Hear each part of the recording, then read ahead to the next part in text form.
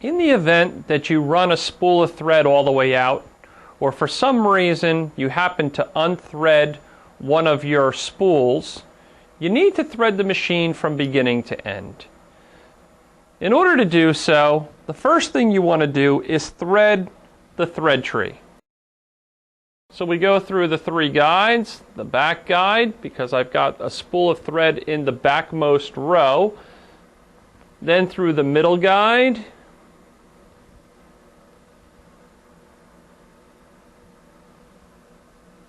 then through the front guide.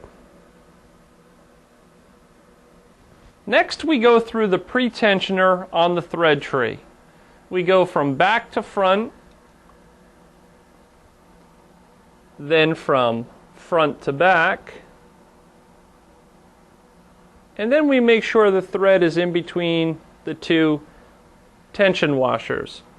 On the newer machines, they don't always have the upper and lower tabs. In that case, you just want to make sure the thread is in between the tension washers, and the rod that goes through the middle has a slot in it. You want to make sure the thread is in that slot. Now we come around to the top of the embroidery head.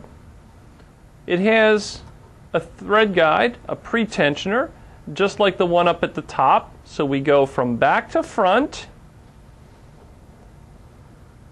then from front to back, and again in between the tension washers. Just like the top one, if it doesn't have these 2 sets of wings, what you want to make sure is that the thread is in between the washer and into the slot. We then come to the upper thread sensor. This is what determines if your machine has a thread break or if your bobbin runs out. We start on the right hand side and we simply wrap it around 1 full time. Then we come to the main tensioning device. We start on the right hand side, making sure the thread is in the little V channel. We wrap it around 1 full time, then back up and over the take-up spring. If you ever happen to forget this, the top one, it's just on the right hand side, so that's a half a time around. The upper thread sensor is 1 full time around, and your tensioning device is 1.5 times around.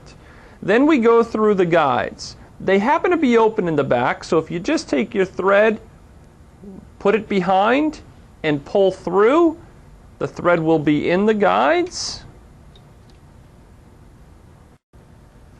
You may or may not have picked up on the technique that I'm using to thread this machine. I'm constantly applying a little pressure and pulling thread through with my downward hand to keep the thread taut.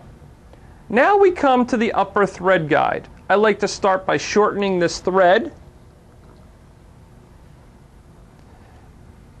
and then putting it through the upper thread guide.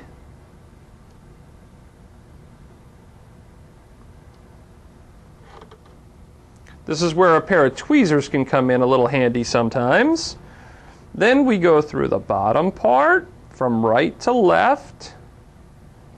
Then we go through the thread take-up lever from right to left.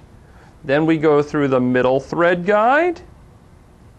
And last, we go through the lower thread guide. Now we're down to the needle. You want to make sure that your thread has a very clean end. Simply put the thread through the eye of the needle. While I'm applying a gentle pressure, I put the thread behind the thread guide, through the presser foot, up into the holding spring, and then I trim my thread 3/4 of an inch to an inch past the holding spring.